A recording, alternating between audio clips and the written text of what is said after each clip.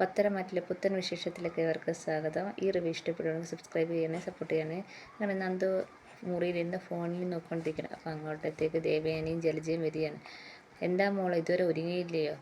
അപ്പം ജലജ എന്ന് ദേവേനെ ചോദിക്കണം. അപ്പോൾ ജലജ ചോദിക്കുക, ഇത് ഫോണിൽ വിളിച്ചുകൊണ്ടിരിക്കുകയാണോ? ഇതുവരെ ഒരുങ്ങിയില്ലേ? അല്ലെങ്കിലും ഇഷ്ടമില്ലാത്ത കല്യാണമല്ലേ, അതുകൊണ്ടായിരിക്കും. അപ്പം നന്ദു പറഞ്ഞു, അതെ, ഇഷ്ടമില്ലാത്ത കല്യാണമാണ്. അമ്മയുടെ പരാതി തീർക്കാൻ വേണ്ടി മാത്രമാണ് ഈ കല്യാണത്തിന് ഞാൻ സമ്മതിച്ചതെന്ന് നന്ദു പറയാണ്. എല്ലാ പെൺകുട്ടികളും അങ്ങനെയൊക്കെ തന്നെ വീട്ടുകാരുടെ താല്പര്യപ്രകാരം കല്യാണം കഴിക്കത്തേ ഉള്ളൂ. നീ അങ്ങോട്ട് വരുമെന്നും പറഞ്ഞ് ഇപ്പോഴും പേടിച്ചിരിക്കുന്ന ഒരാളവിടെ ഉണ്ട്, ജാനകി, അനിയുടെ അമ്മ എന്ന് ജലജ പറയുകയാണ്. ഇത് കേട്ടപ്പം ദേവേനി പറയാം, നീ ഒന്നും മിണ്ടാതിരിക്കേ ജലജയെ എന്ന് പറയുകയാണ്. നന്ദു പറയാണ്, പയ്യൻ വന്നില്ലല്ലോ, അപ്പോഴത്തേക്ക് ഞാൻ ഒരുങ്ങി വരാം എന്ന് നമ്മുടെ നന്ദു പറയാണ്.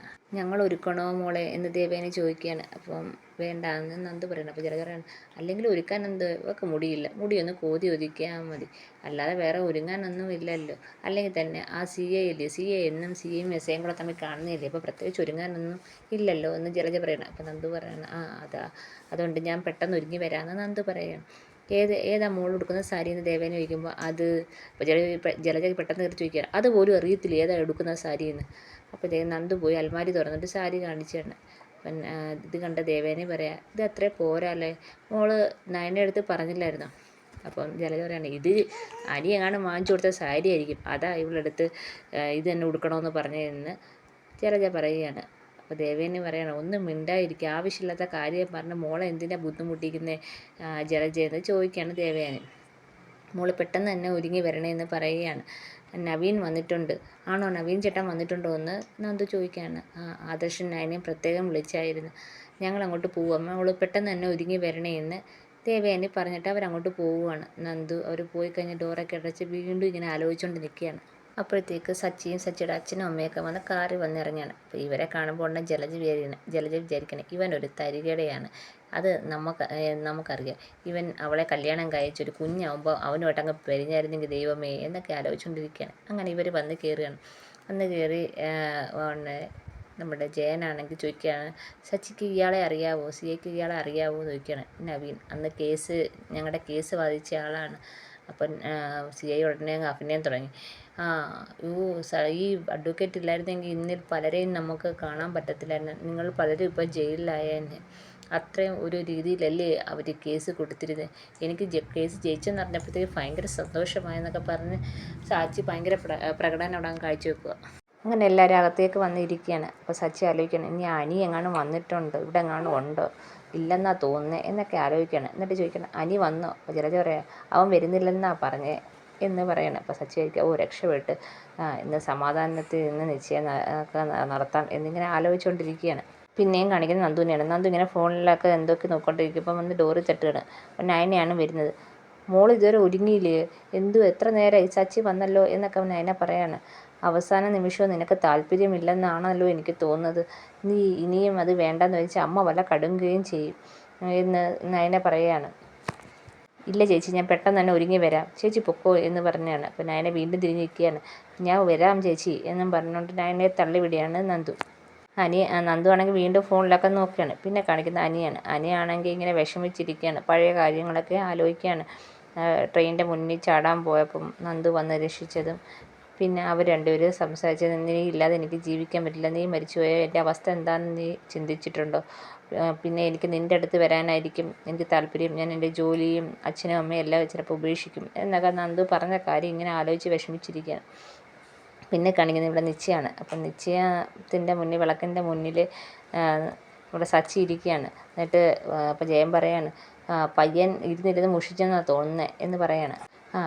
പെണ്ണുങ്ങളുടെ ഒരുക്കമല്ലേ താമസിക്കുമായിരിക്കുമെന്ന്. അപ്പം ഗോവിന്ദൻ പറയുന്നത്, അവൾക്ക് അത്ര ഒരുക്കമൊന്നുമില്ല.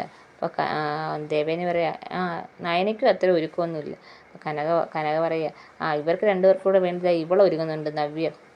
അപ്പോൾ ഉടനെ നവ്യ പറയാണ്, ഇപ്പം അങ്ങനെ ഒരുക്കമൊന്നുമില്ല അമ്മേ. ജലജ പറയാണ്, ഒന്ന് പ്രസവിച്ച് കഴിഞ്ഞപ്പോഴത്തേക്ക് അവളുടെ ഒരുക്കമൊക്കെ ഇച്ചിരി കുറഞ്ഞിട്ടുണ്ടെന്ന് ജലജയോട്ടിരുന്ന് പറയുക.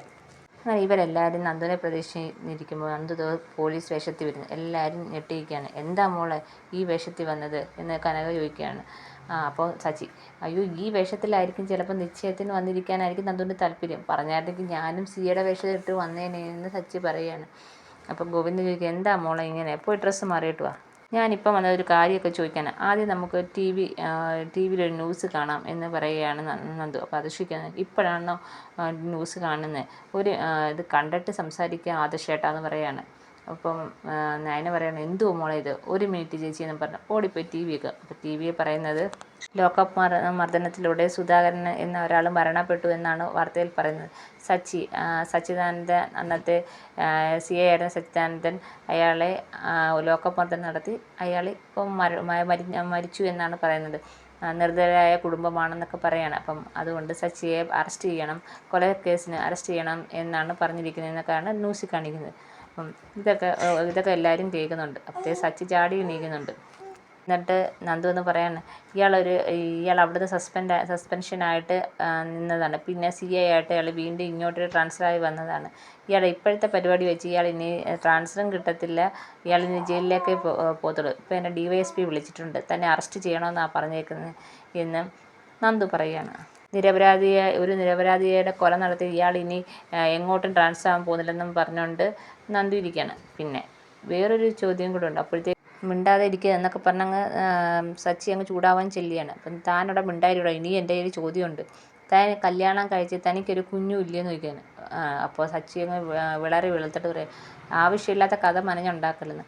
താൻ എന്തുവാടോ പറയുന്നത്? ഞാൻ തന്നെക്കുറിച്ച് അന്വേഷിച്ച് എന്തുവായാലും ഇന്ന് നമ്മുടെ വിവാഹം നിശ്ചയമില്ല. അപ്പം തന്നെക്കുറിച്ച് നല്ലോണം ഒന്ന് പഠിക്കാം എന്ന് വിചാരിച്ച് ഞാൻ 2 ദിവസം കൊണ്ട് ഇതിൻ്റെ പുറകെയാണ്.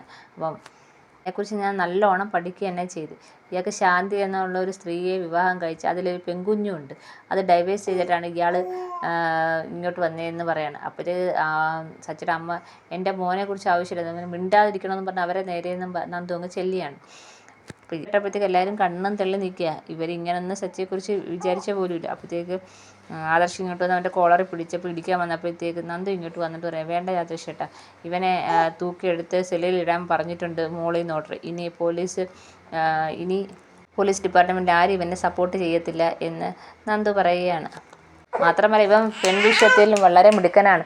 പലയിടത്തും ഇവൻ പൊതുജനങ്ങളുടെ കയ്യിൽ നിന്ന് അടി വരെ വാങ്ങിച്ചിട്ടുണ്ട്. പോലീസിന് വരെ നാണക്കേട് ഉണ്ടാക്കാനെന്നും പറഞ്ഞുകൊണ്ട് ഇവനെ സച്ചിയെ കോളറെ പിടിച്ച് നന്ദു പുറത്തേക്ക് കൊണ്ടുപോകുന്നു. ഇതൊക്കെയാണ് ഇന്നത്തെ എപ്പിസോഡിൽ കാണിച്ചിരിക്കുന്നത്. എല്ലാവർക്കും ഇഷ്ടപ്പെട്ടെങ്കിൽ സബ്സ്ക്രൈബ് ചെയ്യണേ, സപ്പോർട്ട് ചെയ്യണേ.